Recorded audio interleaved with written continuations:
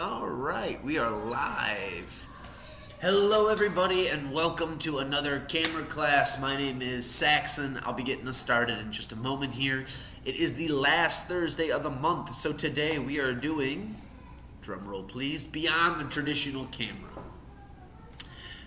Today's class we're going to be focusing in on kind of what you can do to, let's say, beef up your arsenal when it comes to cameras. This is us going to be talking about things like GoPros, drones, 360 cameras, camcorders, really anything that's not traditional in the sense of mirrorless or DSLR. And I do apologize, I'm a little stuffed up. The allergies are not treating me the best, so bear with me on that. As always, you guys know if you have any comments or questions or any concerns, you can comment live while we're talking. I'll answer your question out loud.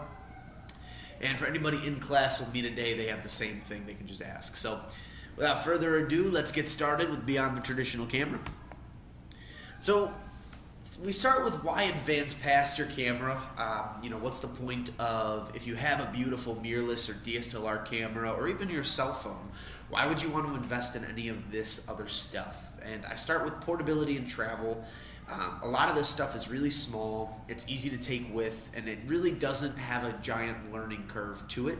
So getting started with it and working with it is pretty simple and self-explanatory. Durability. Things like the 360 cameras or the GoPros and even the drones are extremely durable to both weather and to objects and materials. Things like the GoPro are rated to go about 33 feet underwater without needing a case. And same thing with some of the Insta cameras as well too. Drones as well have a wind resistance rating of about 4, which basically puts them a couple steps underneath a hurricane. However, though, if you're hiking through mountains and you're using this with extreme wind, you're going to be just fine.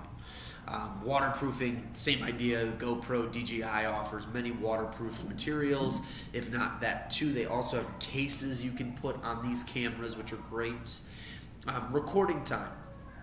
Now we live in an age of recording video and getting things that are maybe longer than 30 minutes, let's say, whether that's your kid's baseball game or whether that's just you going snorkeling and seeing fish or stuff underwater. You want something that has long recording time without overheating or timing out, and most of these products offer that exact thing.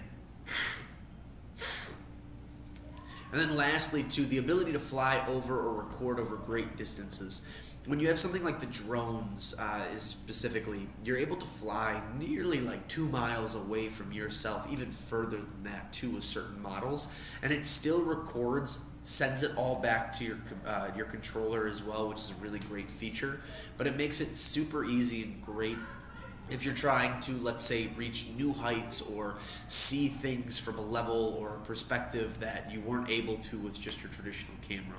Those are all the kind of stuff that you get to do. So really the reason we would go past our regular camera is because we're looking to get something more out of our photo, our video, or just in general, whatever content we're trying to create. And that's where these cameras all come into play. So without further ado, let's jump into it. So I used this at the very beginning in the first class as well. And like I said, bear with me, my allergies are acting up. But basically, when we look at something like these cameras, we need something called an SD card. A lot of you might be familiar from the first class of the month, but just to kind of reiterate, where do your pictures go? They're going to get saved to SD cards. The SD cards are going to be the only way that we're going to be able to save our content from what we're recording.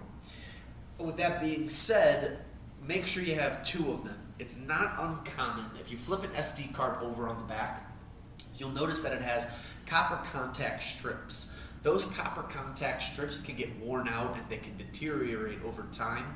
And with that being said, after using them for such a long period, you might notice that they might not read anymore. And so one of the things that I tell people all the time, is that when you go places, it'd be a real shame if you didn't have an extra SD card and you found out one wasn't working. So bring 2 with you when you go places to record. Have 2 in general. It's a good idea, just as a force of habit, to make sure that you're protecting yourself in case one doesn't work. Now with SD cards in general, micro SD cards are going to be what we're using for most of these cameras. With a micro SD card, if you look at the top right corner of that photo I have, you can see the shape of the micro SD as compared to a standard SD card. And what's right next to it is an SD card adapter. What's great about the adapter is that if you have a traditional card reader at home, you're able to actually insert the card into the reader and then have all the information put onto the computer via that. So you don't necessarily need to buy anything special or do anything else crazy. You want to make sure that you have something with a good read and write speed. So look into exactly what cards you're getting. You want to make sure you get one with good speed and with a good, which is good read and write speed, and it clearly reads that out on the card. Usually it'll say, 48 megabytes a second, 200 megabytes a second. These are the kinds of things that will help when you're doing 4K video or 8K video, when you're doing the higher quality videos. This will ensure that your card is accepting the information, so it's reading it, and then on top of that, it's writing the information almost as fast, or if not faster, than it's reading it. That kind of stuff's important because as you're going, things like slower cards, number one, can malfunction, but number two, they can increase the heat on your device, and most of these devices have the ability to shut off if overheating occurs. So keep that in mind. And you definitely want to make sure that you're getting something with at least 64 gigabytes or higher. That is that's a necessity, I would say. When you're recording in 4K, 64 gigabytes gives you at least 30 to 45 minutes of video, depending on the frames per second that you're using. Anything higher than that will double, triple, quadruple, etc. as you continue to go up. So my recommendation is 64 gigabytes or higher. Now, in bold, underlined, and capitalized on the very top line, I have some to no internal storage. It's important to keep this in mind. Most cameras, most mirrorless or DSLR cameras, have no internal storage inside them. When we get into drones, GoPros, action cameras, 360 cameras, some of these do have about 8 gigabytes worth of storage. Now, 8 gigabytes translated into a 4K video, it's probably like 10 minutes, 15 minutes. So it's nice that they have that internal storage to them. However, is it going to be enough for you to record your kid's baseball game, or for you to maybe get every moment when you're in Disney World or on vacation and what have you? Probably not. So when you buy a camera like what we're going to be talking about in a little bit, it's important that you have a card that at least has 64 gigabytes so you can get whatever it is you're trying to record it saved. Now, your pictures should never live on the memory card. The idea of the memory card, the way I word it, is that it's a vessel. The idea is that if you're getting all of your video off of your camera, your drone, your 360 camera, whatever it is that you have, then what's happening is that's saving to the card. The card is then going to be ejected from the device and inserted into a computer. And from it being inside the computer, that's where you're going to download everything and get it saved. So really the idea is that it's transporting your information from one device to the other while minimizing the risk of you damaging either device and hopefully minimizing your risk of damaging the card itself. So keep that in mind. They should never live on the card. If anything were to go wrong and you lose that card, there's a good chance you lose all the information that was saved on that card.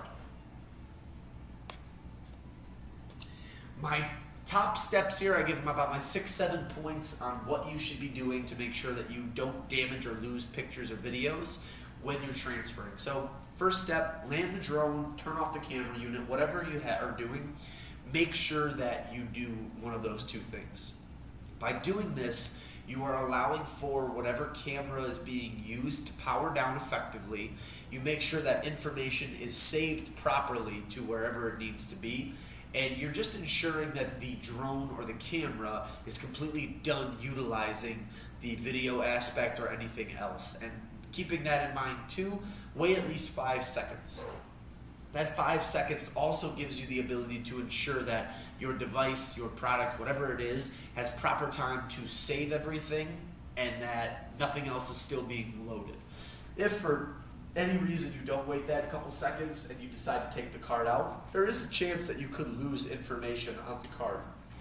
So wait, then remove the card. Oh man, I'm stuffy. Place that into a card reader. So I'm a big fan, and I can even put it on the bottom. Best practice is to remove the card. Try to avoid using the camera to send pics to and from. The only reason being is that when you have the camera plugged into the device, let's say it is the drone, let's say it's your GoPro, whatever it is, you're running the risk of something getting damaged in the middle of that transport. And that could really just stem from a couple different things.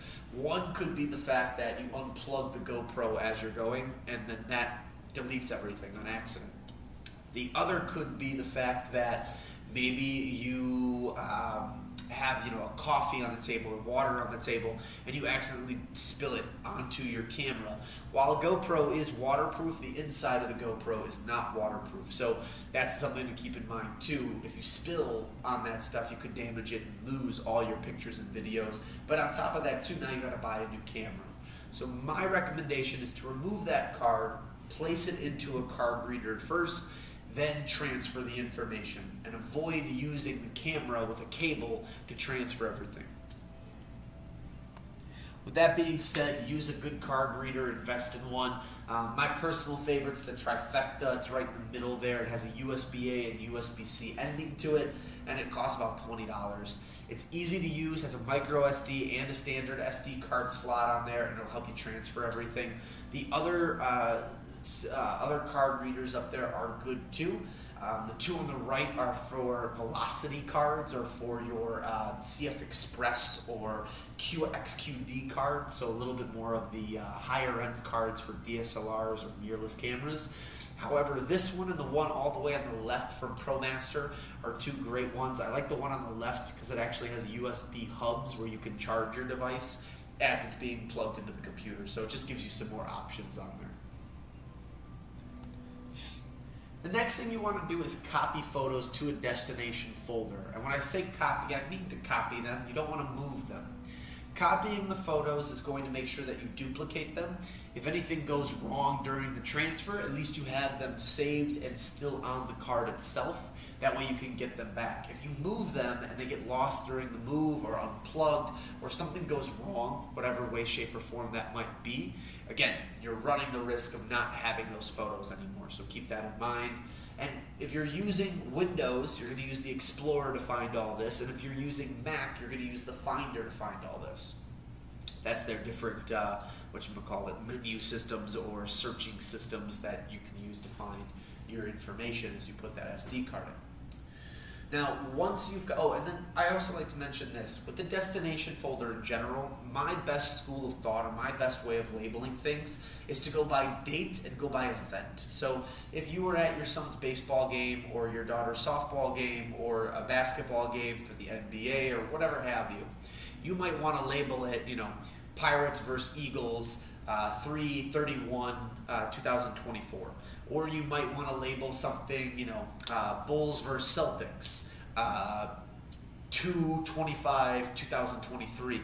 Whatever is the easiest way, but the thing I like about that is that you're labeling the event specifically. When you're looking to find it later on, if you categorize it by number one, the event, and then number two, the date, even if you forget what you named it, maybe you can remember that you did that in 2023, type that in, and then boom, everything that you have on the destination folder side of things is labeled 2023. My idea is to try to make it as simple for yourself in the future, make it simple for your future self as possible. The next step in all of this is to copy the photos to a second place. The idea here is that you're creating a backup for yourself. If everything's being saved to your computer, that's one location that it can stay in. From there, you're going to probably want to save it to either a photo storage system, so a cloud-based solution, something like Prime Photos or Google Drive, or you go to an external hard drive, which is what I personally use. It's a nice tangible device. Keep it by your computer, keep one locked away in a safe or under your bed or whatever have you. And it's a good way of making sure you have a backup to whatever it is that you do. I keep two external hard drives at home. One of them is in a safe underneath my bed. The other one I actually keep next to my computer. I have a backup to my backup, just in case anything ever gets lost. I have about 20 years worth of my artwork, worth of my photos, my videos, all saved onto that system. So it's a really nice way for me to ensure that I have everything accessible and under one kind of roof, if you will. The next thing I would say too is to make sure that after you've done all this, so you've transferred the photos, you've copied them from the SD card onto the computer, now you've copied them from the SD card into an external hard drive or a cloud-based solution, you want to make sure you eject the card before physically removing it. Usually, depending on the system that you're doing, if you right-click on the Windows computer, you should have the option to eject whatever card you're looking at. And if you're on Mac, you can bring that over to the trash can and then delete the photo that way. Or eject that way, my apologies. Again, this way you're ensuring that you are making sure that the card itself is done processing the information that it needs to, and it's prepared now to transfer to end that program properly without you losing any information. Again, the idea behind all these steps is that we're putting best practices in so we don't lose that information and we don't run the risk. Lastly, we're going to format the card in the camera. If you go into your menu settings for whatever camera you're using, you can then use the format or settings menu to find format. That'll delete all the information on the card and get it geared up for your camera. Now, I recommend not erasing it in the reader because no matter what, you should be formatting your card every single time for every single use. Even if you're, not using different cameras and you continuously use the same camera, it's not a bad idea to reformat the card inside the camera every time.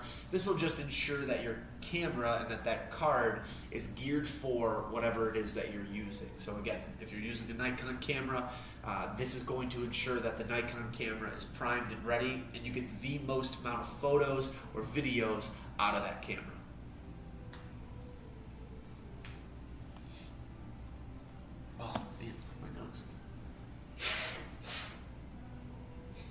Allergies are terrible. Sorry, everybody. Again, my nose.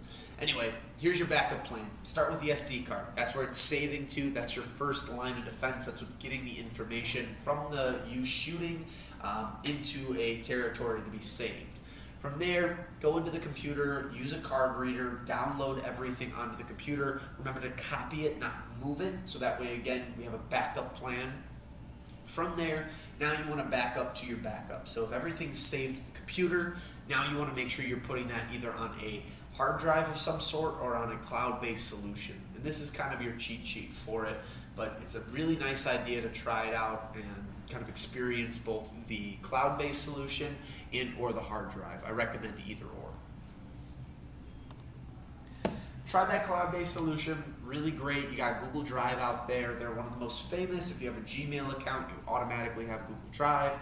OneDrive is from Microsoft. That's another big one. If you use Outlook for your email, that'll all be on there too. And then lastly, my personal favorite in the cloud-based solution category is the Adobe Creative Cloud Suite. Adobe Creative Cloud Suite is really great. It's a very easy way to save everything on there and then also edit. So if you want to photo edit or you're looking to do some video editing, Adobe Creative Cloud gives you the things like Premiere Pro or Photoshop or Lightroom or InDesign, all these different editors that you can use to help your picture, your graphic design, your video just sparkle a little bit more. And then it also offers the ability to save everything via the cloud. So all great options, all things to look into if you're interested. So let's go through a tour of the device. We're going to be covering a couple different, or I should say 4 or 5 different categories today. We're going to be looking at drones, we're going to look at action cameras, we're going to look at 360 cameras, and then we're going to look at camcorders as well too. It's important to remember that they all have different functions, and this is really meant to be a nice generalized overview into the world of these devices to help you, the consumer or the artist or the videographer or the photographer, whatever you want to call yourself, figure out if this is the right move, and hopefully too, if you do own one of these devices, it sheds a little light on maybe the features or the things that are the most pronounced about it that you might have questions on. And like I said, anything comes up while I'm talking, feel free to just chime in, ask a question, I'll answer it live. Start with GoPro action cameras. So as we probably all know, GoPro is a household name at this point in time. They came out early 2000s, and they've really changed the way we look at cameras. First and foremost, they're very small. The chart on the bottom right corner shows that off compared to a paperclip. They're pretty tiny. They're very easy. They're very portable. They're waterproof. They're durable. They're really nice. When you're using this though, there's two buttons. First is the capture button. That's that little red circle in the very top of the camera. That's what's going to take a video for you or a photo, and that's going to start and stop the video too. So if you were recording a video, you'd press the button once, it would beep, the red dot would appear in the top left corner of the camera, and it would also appear on the very front of the camera. From there, you're done recording, press the button one more time, it stops. The power button, that's going to be located on the left side of the camera. It's on the opposite side of the battery holster. The power button is going to have two functions. By holding this button down, you're going to power on and off the unit. And then the second thing is that you can toggle between time-lapse, photo, and video. So you can see that there's a power symbol on there, and there's also a mode written out on it. And mode is what is switching between your time-lapse, photo, and video. So keep that in mind. One long hold powers on and off the unit. Press it once, and that'll toggle between the three. The last thing to keep in mind though is that your screen is everything. When it comes to changing certain features and controls on the camera, that's where the screen comes in handy. And I believe this is where I have it. So the screen's going to allow you to control the following things. Frames per second. When you're recording video, standard video calls for about 24-30 frames a second. You get into things that are more high definition, slow motion. That's where going into the 60, 120 frames is a great idea. Gives you the ability to slow things down without having a choppy video. Also gives you a really good really good camera quality and follow feature. It's really nice. The next thing that you can change is the angle and the lens millimeter size. So for example, with GoPro, you have the ability to switch between a more wide angle, a portrait angle, and then something that's moving more cinematic, so it's a little smaller than both. In that case, though, on the screen it'll tell you wide, and it'll say 16 to 34 millimeter, which is what it's changing the lens to. And that change is happening digitally in the camera. It's not something that you have to remove and change on there. It's all happening within the body of the camera. But it gives you, the user, the right angle that you want to shoot at. So if you want super wide, if you want to get slightly tighter, or if you want to get really tight on the video, that's where that comes from. Video quality is also changed on the screen. So do you want to shoot in HD video? Do you want to do 2.7K? Do you want to use 4K? Those are all the types of stuff that you can set on the camera. Changing that video quality will affect the battery life. Same thing with FPS too. More frames per second, higher video quality is always going to drain your battery faster than a slower FPS and a lesser camera quality. Hindsight is going to be the focusing ability on the camera. That's where it will then start to not stabilize necessarily, but if it sees someone's walking in front of them, it'll focus in on that person. If it notices movement or action or what have you, it's going to then focus in on those people. Hyper smooth falls into a similar category. Now, other brands like Insta360 and DJI might call it something else, but hyper smooth is basically going to be the stabilization of the camera. A lot of the times people use these cameras for action sports. They use them for more of the rough and tough things that they're doing. I have some clips to show that off at the very end here. But things like hypersmooth then are going to reduce that vibration or that shakiness that you're seeing on the camera, and it's going to give you something that's just a little bit more steady. So hypersmooth is also a really good option, or a really nice feature to have on the camera itself. And then last but not least, the front screen. So on the front of the new DJI, or of the GoPros, you will see that there is a front screen to it. That'll show you your video duration, and it'll then give you more of a selfie mode on there too, so you can see exactly what you're getting in the recording box versus looking at the back screen.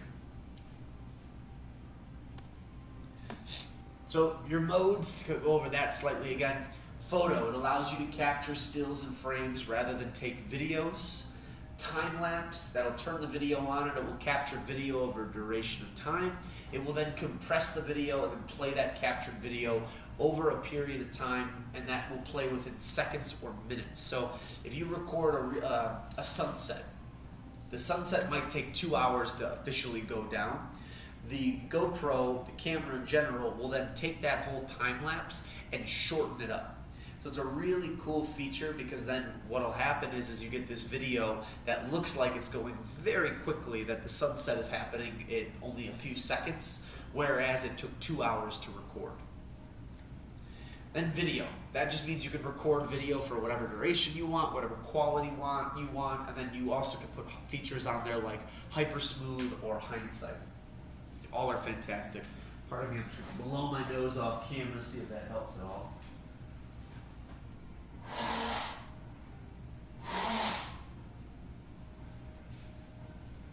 Oh, that actually did help a lot. Alright, definitely less congested on that one. Thanks for bearing with me. So that's something that you can do with the video quality, or with the video feature, which is really nice. These are some examples for why GoPro. So there you have the surfer on the top left corner showing off the water capabilities, or the waterproofing capabilities. The wave is going to hit them at the very end. Yet when this person goes under the water, that camera is still going to be with them. They're not only durable, but the attachments they make for the GoPros really do work, and they hold on really well.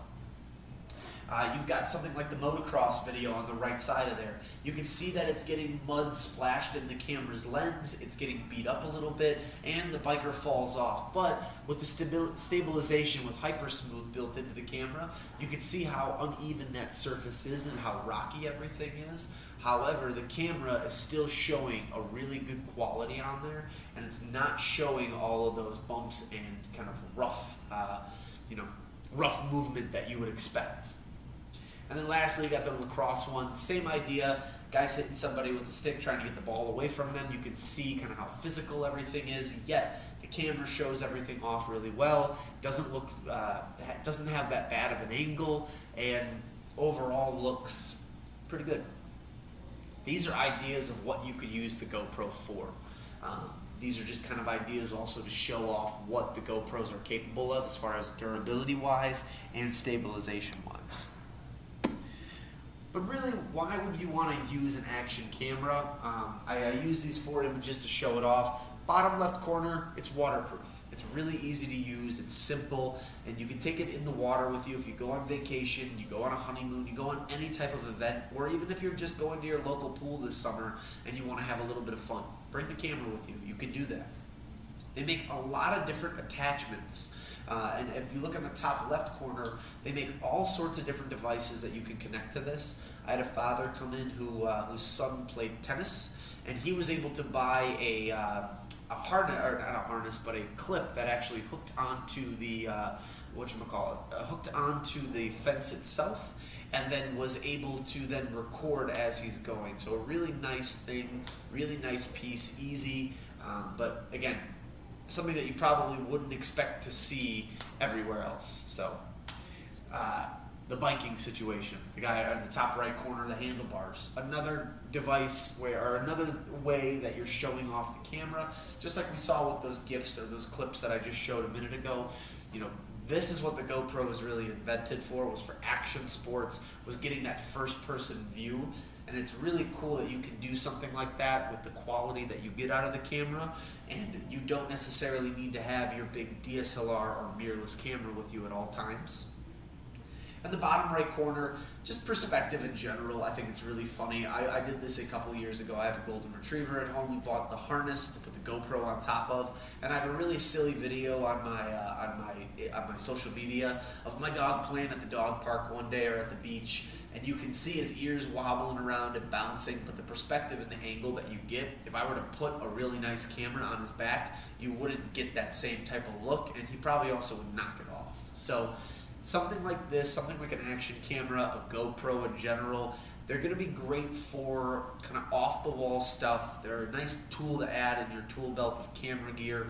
And really what a GoPro can do is it does almost everything that a regular camera can't. And a lot of that comes down to waterproofing, it comes down to durability, it comes down to the size of the camera and how small and pocket-sized it is.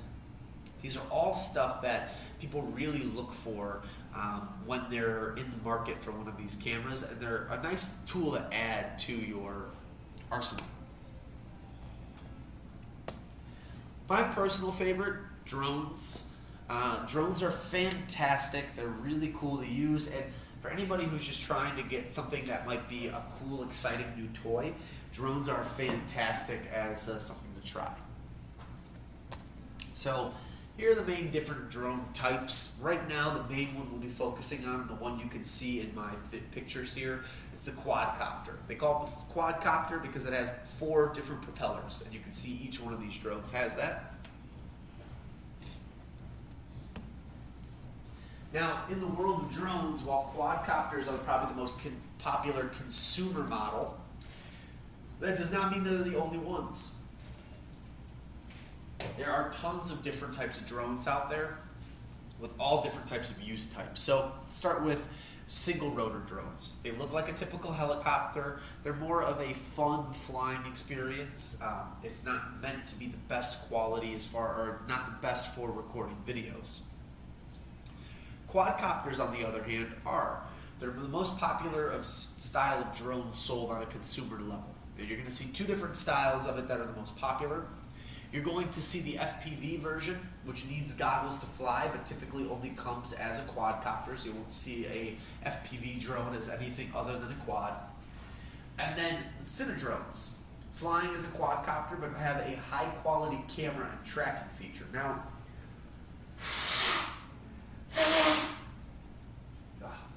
excuse me. I think it's important to mention that with the quadcopters, the reason they're the most popular on the consumer level is because, the reason that they're the ones that you would want to use is because with the 4 blades that are going, it offers some of the best stabilization as far as your video goes. With a single rotor plane, they typically have a tendency to sway, especially if there's heavy wind. And with that, you're not going to get the really nice quality of video or performance that you get out of a quadcopter. Hexacopters would then be next. They're 6-bladed copters. They're great for filming, and they have the best stability in the air. My only thing with them, though, is that typically they are not going to be the best as far as what's the term I'm looking for?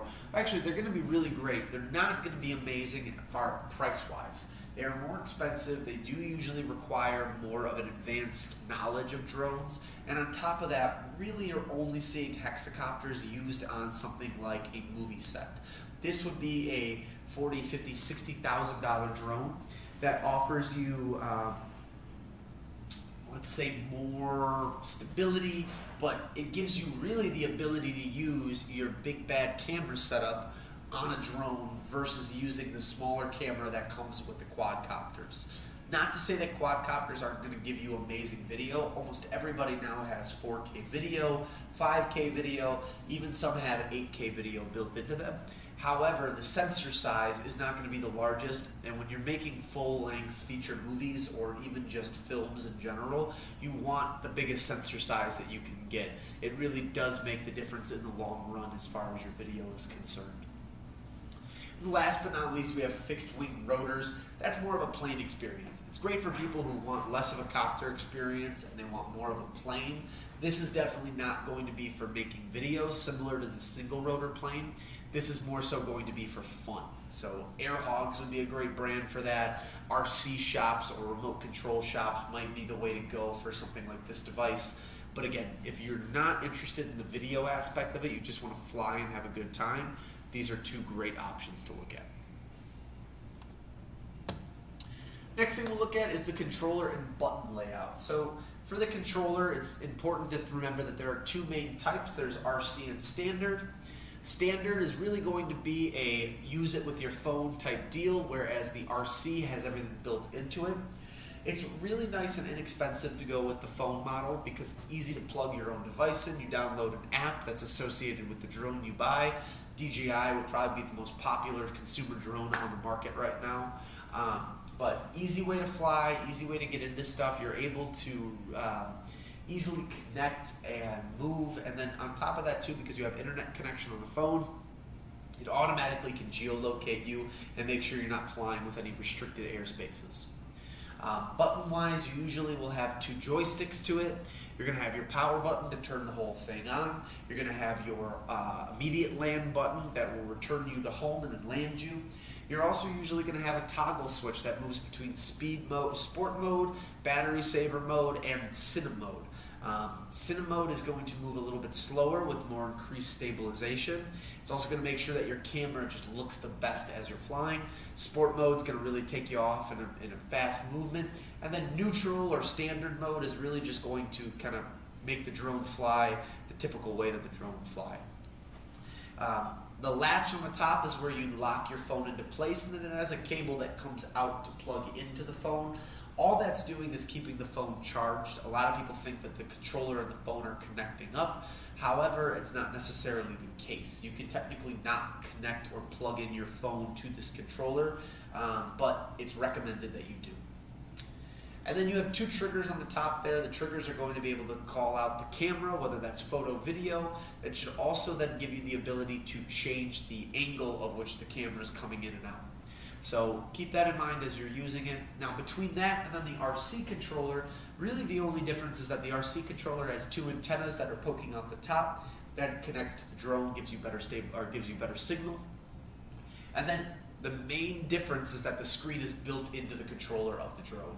So rather than you needing to connect your phone or do anything extra with that, it's already built onto the screen and you're able to just kind of get started.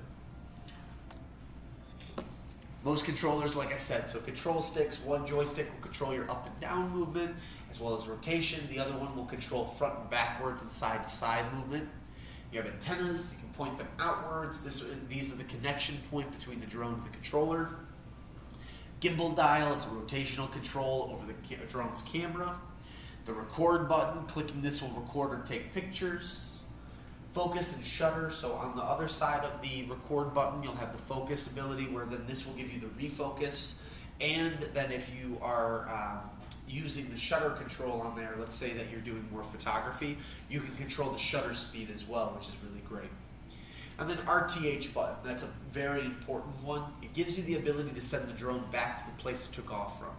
And I put that on there with then parentheses, do not use on a moving object. I get a lot of people that have boats. They buy a drone because they're excited to fly over their property or fly over their boat. If you click that return to home button, it is not going to come back to you. It's going to come back from the place you took off at. So if you're on a boat and you start flying, you move the boat 30 feet out of the way. When you hit that RTH button, it's going to bring the drone down and send it right into the water. So keep that in mind when you're flying, when you're using it. The RTH button is meant only to be used when you're in a stationary position, and I recommend only using the RTH button in a stationary location. Other things to keep in mind. So we already talked about that Pro and phone controller. The drone will require some form of screen to be used when flying. DJI, for example, will have you connect your phone to the controller.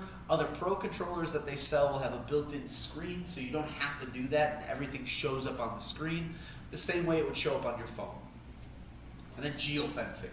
It's a virtual wall. This is an important thing to remember. The drone will not allow you to push forward or fly in this area. Typically, the fencing exists by airports, government buildings, national parks, and certain cities and properties. This is really meant to protect you, the user, with these products. Again, they're really awesome. I love drones. I think they're a lot of fun. However, given the where the world is nowadays, there are protected places from drones. And it's important to remember that. Some people will get around the geofencing and do that at your own risk if you must. But just keep in mind that these laws that they put in practice are meant to not only protect you, but to protect other people around you. Or, in the case of national parks, they're meant to protect the wildlife and the kind of conservation that's being happened in those spaces. If you start flying in those areas and they catch you, it can be upwards to a $10,000 fine and include jail time. So keep that in mind when it comes to the drones. They're fantastic, but you can get in a lot of trouble depending on where you're at and how you're using them. When you're flying, what do you see on screen? You see the distance between you and the drone. So altitude on the drone as well too.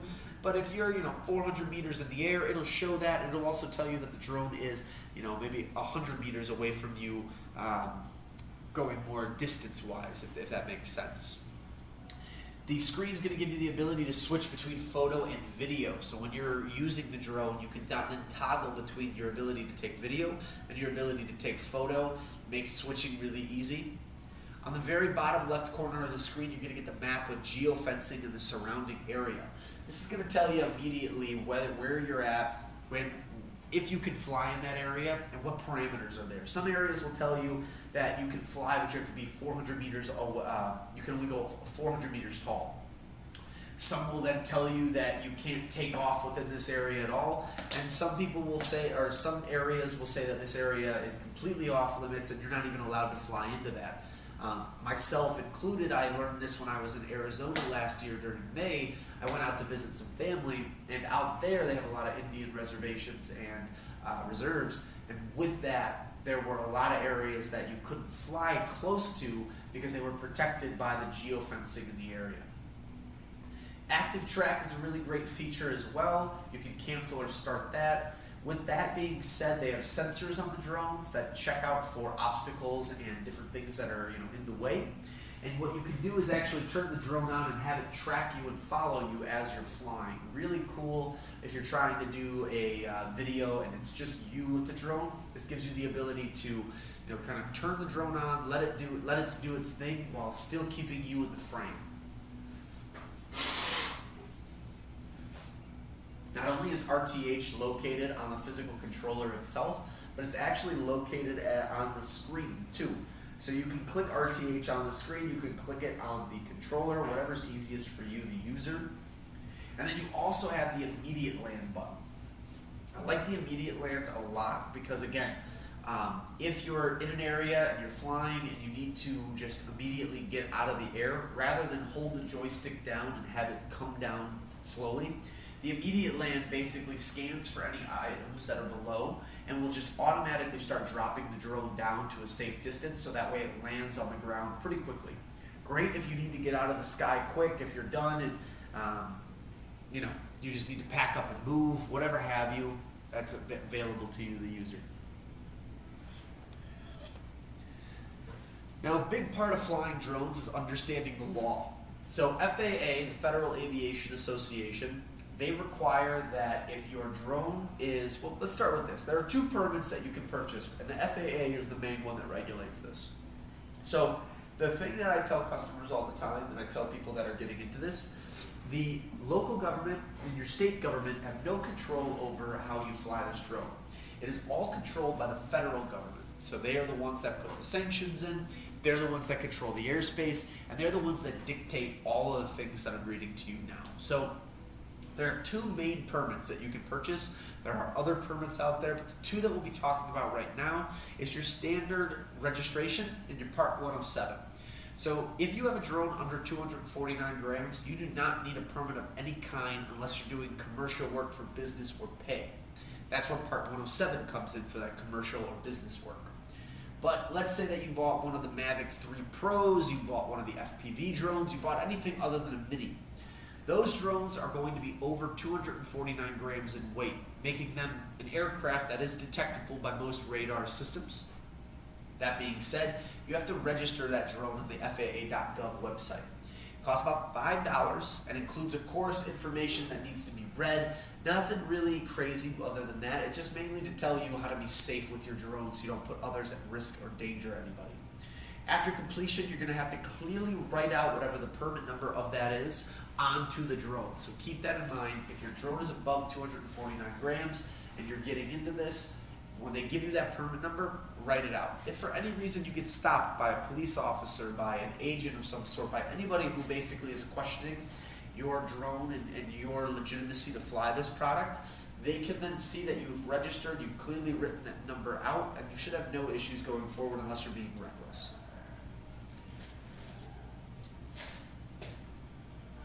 Last but not least, Part 107. Get a lot of people that come in that are trying to use their drone for business purposes. They are trying to use it for their own content creation that's making them money. basically, if you're not making the video for yourself and for your own use, and you're using it for money purposes, you will need a Part 107. Part 107 has you pay about $175. You take a course on flying. After completion, you can now do commercial and business based work with your drone. So you can now start taking paychecks for that drone. Really the idea behind this is to protect you, the flyer, so that way if, let's say there are something that something that happens, you have the ability to make sure that you're doing the right thing. Again, if you're flying over a concert of some sort, this is basically a preventative measure to make sure that you understand how not to crash it into a crowd of people, or how to accidentally take somebody's eye out. It's stuff like this that puts the responsibility in your hands, but it does work and tell you of what you'd be paying attention for when it comes to the drones. So definitely needed and worth it if you plan on or are going to do any business or commercial based work for money with your drone. So in the top left corner, that's to show off the active track. With these drones, you're able to basically circle a target and mark the target itself. From there, the drone is going to follow that person, put a little box around it, either on the controller or on your phone, and it's going to track them, and the drone will move as they move, which is really cool. Again, you got the guy running down the track. I get customers who do motorcycle driving, and that's something that they look for. I get other customers that are just looking to do something with, what's the term I'm looking for? They're just looking to do something really cool that then they don't want to have the controller in their hands the whole time. They want to be a little bit more personal with it and have it more hidden, and while it's still following and recording them. Active track is the way to go. But you get really cool landscape photos. You get really nice features of seeing your entire environment when you're flying. Drones have a really unique perspective in the sense that you can really see anything you want, new heights, new perspectives. It's all accessible to you, the flyer. And then secondly, too, not only do you have new perspectives and new highlights, but you also have the ability to get angles or to get kind of the larger than life photos or videos that you wouldn't be able to get with a mirrorless camera unless you maybe glued it to a hot air balloon and sent it up. So again, drones are really versatile in the sense that where you can get pictures or videos hasn't been done before until more recently. Why use a drone? So I talked about it in that video one there, or what we looked at with the GIFs, but if you look at the top left corner, you got somebody standing on the mountaintops. It's a really incredible view to have there, and without a drone, they probably wouldn't have been able to get this type of shot unless they rented out a helicopter and had somebody fly with it. So new angles, really cool perspectives. When you look at the bottom left corner, you've got this larger than life photo. You can see how you're zoomed into the couple that's paddle boating, and then all of a sudden you pull up, and that's how far away they are within that. So really cool features, just really cool things that you can get and do.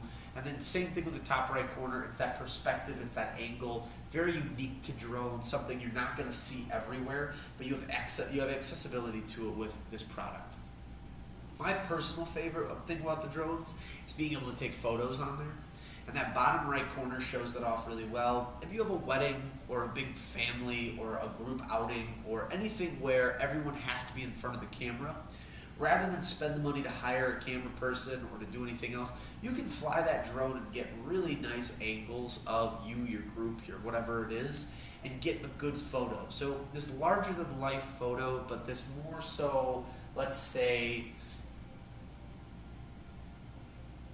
new perspective that you wouldn't have been able to get without having the drone is really what the attractiveness or the appeal is to the drone itself. Having the ability to reach different heights and get on different angles that before would have needed a crane or a helicopter or something to achieve that perspective are now extremely possible with just flying a drone into position and then putting the controller behind your back to get the image of the video. Camcorders are next. Camcorders, I don't have much to talk about on these. They're kind of self-explanatory. However, camcorders do offer features that are unique to camcorders, but in general, they're more so just geared towards videography. That's what we're going to talk about now a little bit. So, On the camcorder itself, you get certain controls. You have a power button that turns everything on and off. You have the record button, self-explanatory. You press that one time, it starts recording. Press it again, it stops the recording. You have a zoom toggle on there. This is your ability to toggle the zoom and go back and forth on there. Camcorders utilize both digital zoom and optical zoom, which is really nice. You have a focus knob or dial. This is going to be your ability to focus in on the camera. Manual control is always recommended with video because it puts you, the user, in the driver's seat and really makes sure that you have the full control over the camera. However, a lot of people get away with the automatic features or with the autofocus on there. You have the ability to do that even on a camcorder, but the focus button or knob or focus knob or dial is really nice as far as what you can and can't focus in on. Iris or aperture control, again, you're controlling that aperture of the camera, which works on number one, letting light in, but then number two, and I would say the most important, that foreground to background separation between you and your subject matter. Shutter speed on there, how fast or how slow your shutters are closing and opening. White balance control, is it auto white balance? Do you have it set towards maybe a darker day, a overcast day, a slightly sunny day? That's the kind of stuff that white balance gives you control over. And then last but not least, playback options. There's always going to be that little square with a triangle on there that when you press that, it plays everything back for you. Really gives you the chance to see everything on that tiny flip out screen.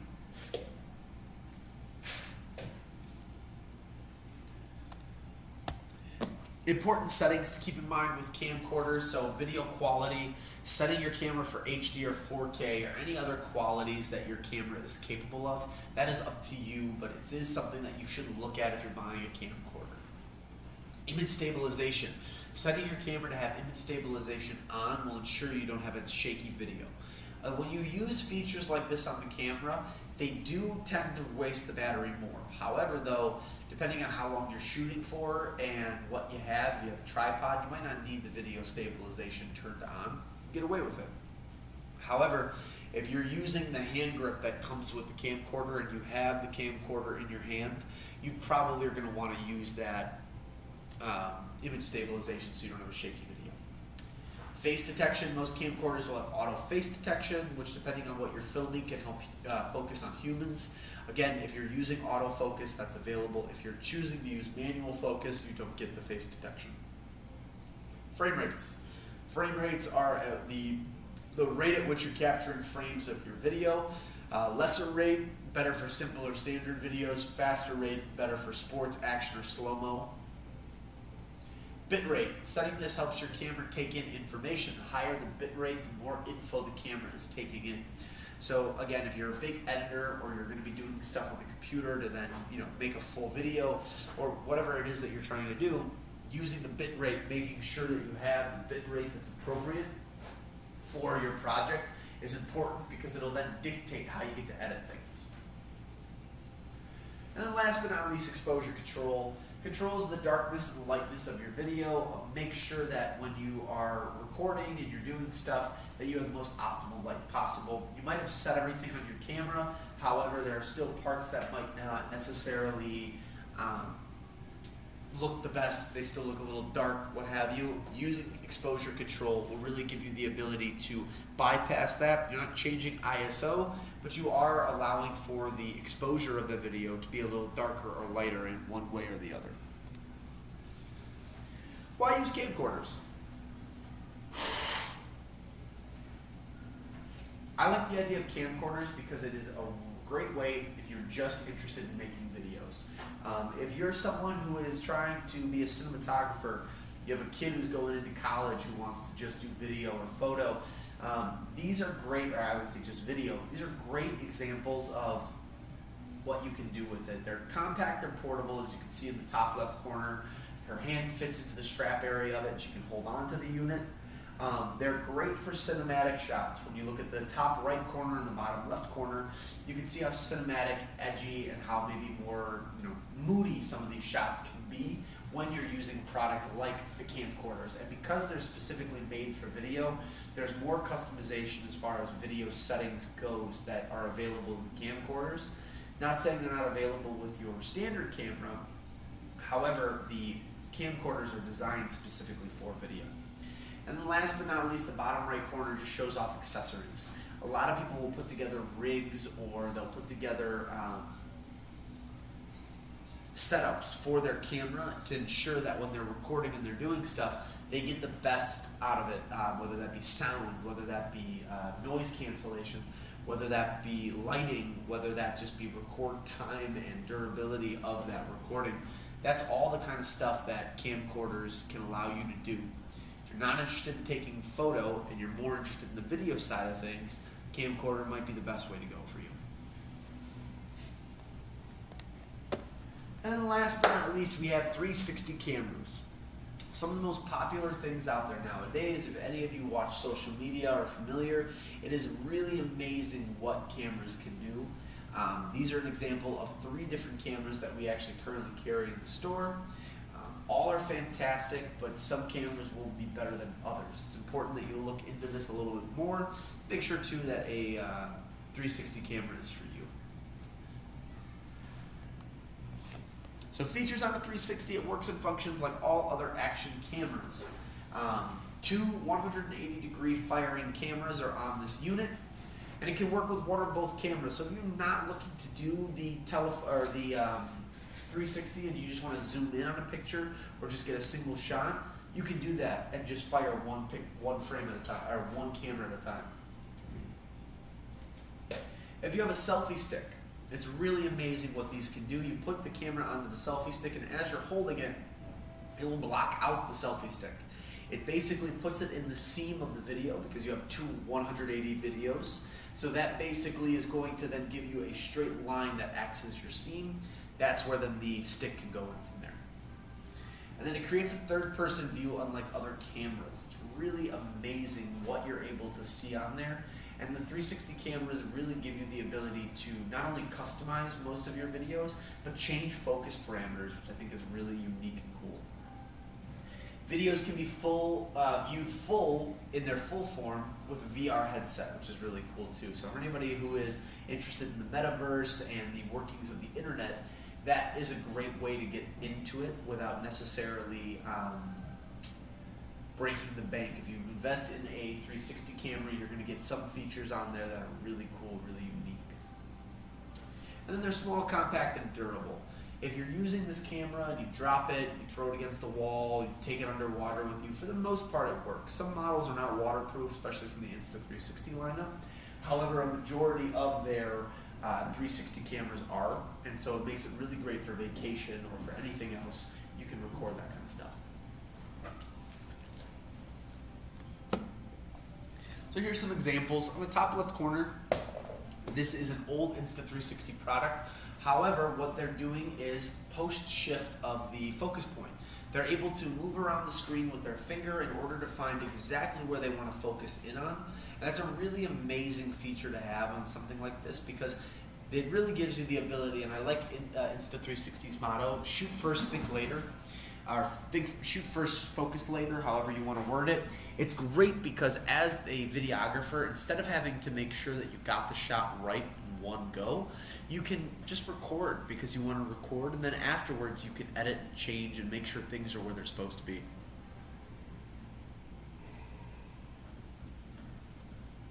In the top right corner, you get this really cool effect of a fisheye perspective, and you can see that the selfie stick is completely missing from his hand and it looks like the camera's just floating. That's an example of the selfie stick being in the seam line. And then last but not least, you have the video, or the phone. Sorry guys. You have the phone on the very bottom. This is really to show off the app that's involved with this system. You're really able to change and edit things as you seem fit and really make sure that you get the best image or best video that you're looking for out of what you just shot. Why would you want to use a 360 camera? It's really great if you're brand new to the camera world and you're looking for a camera that not only can do the things you want it to do, but you're also looking maybe to have a little more fun with it. Maybe you want to go on vacation, you're taking your kids with you. Maybe you want to get a camera that offers really nice focusing, offers a lot of other different really nice features that we've already talked about throughout some of the other cameras. However, this one now shoots on both sides, both 180 lenses, giving you this really awesome perspective. And the ability then to have that very fisheye look like you see in the top right and left corner, but then also the ability to flip things sideways and look at things from a different angle. You've got two people, you've got two different ones in the very bottom there, where you've got one guy with his arms stretched out. You can tell he's doing a cartwheel or something else. Maybe he's just doing a handstand. Maybe he's not doing anything. And then on the other one, you have the grasp of what looks to be a picnic. From there, you have 4 family members, from what I'm seeing, standing apart from each other in the perfect way, so that way they're able to get this picture or video that they wanted.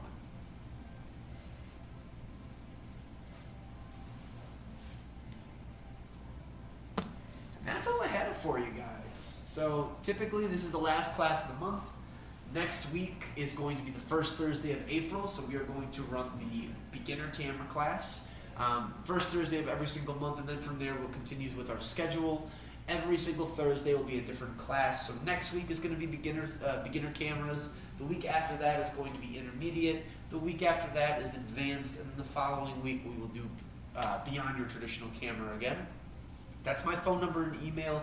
I'm here every day except for Tuesday, Wednesday. So if anyone has any questions at all about the what I talked about, or they want a demonstration of any kind, I recommend calling or just coming into the store. I had a gentleman right before this class who thought we just talked about drones in this one, so he brought his drone with him and he wanted a little bit more one-on-one experience. He's going to be coming into the store tomorrow, and we'll practice in front of the store, make sure he understands how to use the product that he got. So I can always help with that kind of stuff and offer my expertise on it.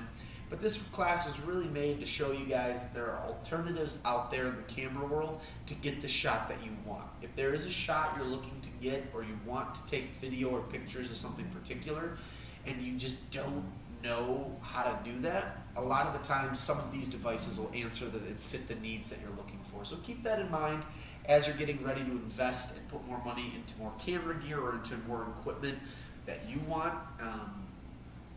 Yeah, it's a good thing to look at. Alright, I'll let this go for a little bit longer, maybe another couple minutes here. If anybody has any comments, questions, or concerns, feel free to chat. I'll answer that for you. Yeah, I'll sit here for a little bit longer.